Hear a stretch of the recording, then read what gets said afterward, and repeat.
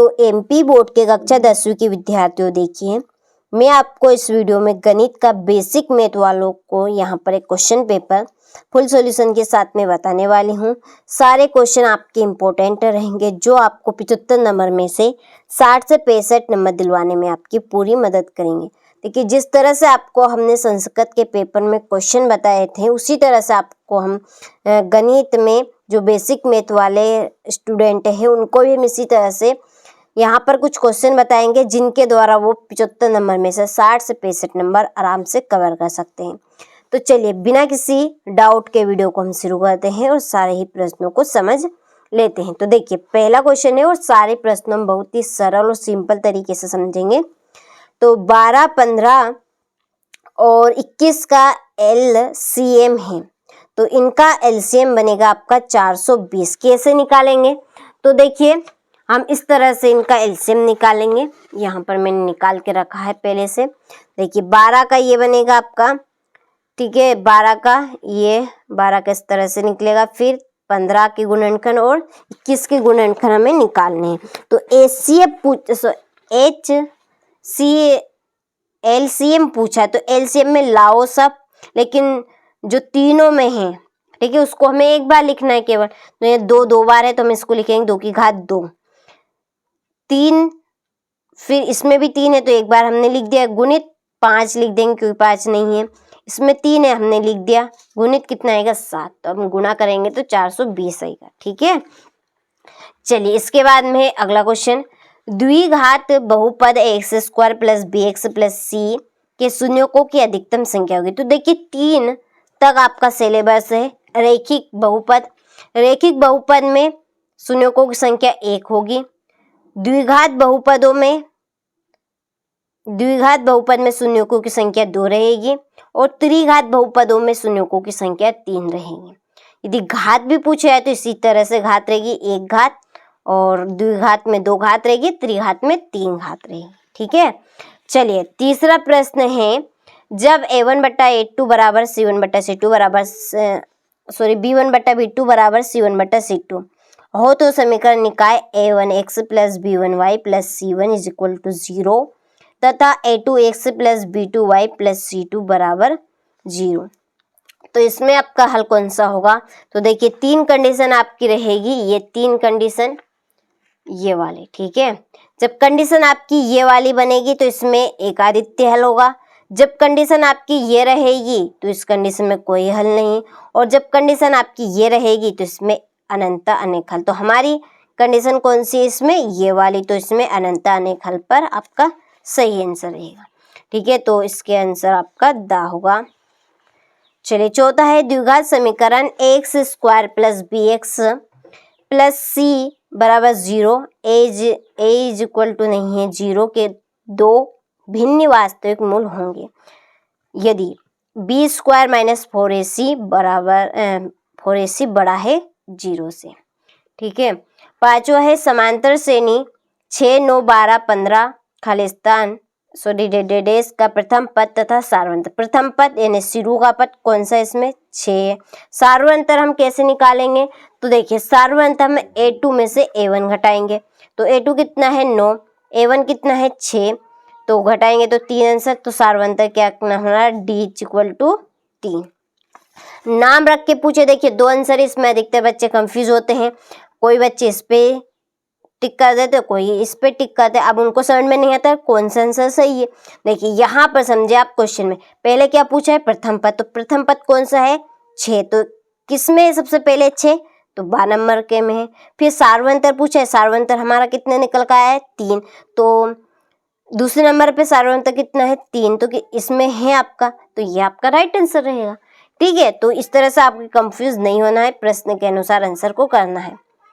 छठा है, किसी त्रिभुज ABC में DE बराबर समांतर है AB तथा CD बराबर दिया है 3 सेंटीमीटर, EC बराबर दिया है 4 सेंटीमीटर और BE बराबर दिया है 6 सेंटीमीटर। तो DA का मान क्या होगा? 4.5 सेंटीमीटर। ठीक है, चलिए इसके बाद में है, रिक्त स्थानों की पूर्ति कीजिए।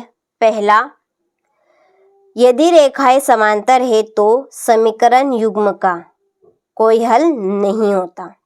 नंबर 2, द्विघात समीकरण का विविक्तकर ऋणात्मक हो तो मूल खालिस्तान होंगे, कैसे? काल्पनिक। नंबर 3, समांतर श्रेणी यहाँ पे दी है, इसमें सार्वंतर ज्ञात करना है तो इसमें सार्वंतर 1 होगा, जैसे कि अभी हमने निकाला था वैसे ही निकालना है। चौथे का आंसर आपका द्विघात बनेगा और पांचवे का आंसर आपका आएगा 0। ठीक है, तो स्क्रीनशॉट आप ले लीजिए। इसके बाद में है, देखिए आपका छठा इधर है रिक्त स्थान एक और, कि √2 एक खालिस्तान संख्या, तो कैसी संख्या है? अपरिमेय। चलिए इसके बाद में है जोड़ी। पहली जोड़ी है व्यापक समांतर श्रेणी, तो व्यापक समांतर श्रेणी है आपकी a+1d, a+2d, a+3d, इस तरह से आपकी आगे तक चलते रहेगी। विविक्तकर 0, इसकी जोड़ी है मूल समान वास्तविक होंगे। समरूप त्रिभुज, इसकी जोड़ी है समबाहु त्रिभुज। समांतर श्रेणी के n पदों का योग कितना होगा? इसका सूत्र आपका ये बनेगा। ठीक है, ये आपका सूत्र रहेगा।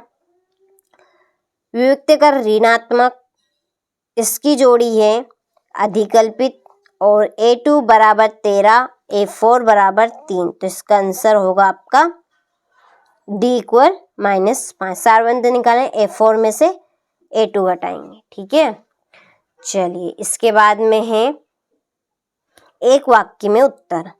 पहला, किसी वर्ग समीकरण के चर के दोनों मान उस वर्ग समीकरण के क्या कहलाते हैं? तो इसका आंसर है आपका मूल।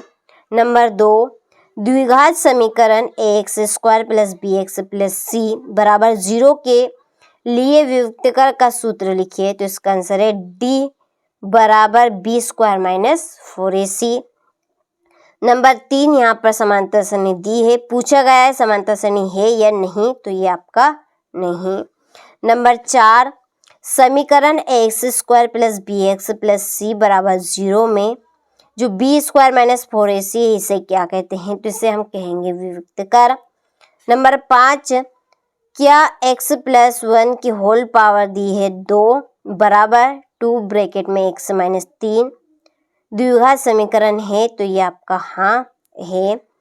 छठा है 4 एवं 5 का महत्तम समावर्तक HCF क्या होगा? तो HCF इसका 1 होगा, क्योंकि हम जब 4 के गुणनखंड करेंगे तो 2 × 2 होंगे और 5 का 5 होगा। ठीक है, अब HCF में क्या होगा? यानी कि मासा, यानी कि मतलब सब जो दोनों में है वो हमें लिखना है, तो दोनों में कुछ भी नहीं है समान, तो कुछ भी नहीं है, तो वहां पर क्या लिखेंगे हम? HCF 1, तो इसलिए इसका आंसर क्या आएगा? आपका 1 आएगा। चलिए अगला क्वेश्चन है सत्य सत्य लिखिए।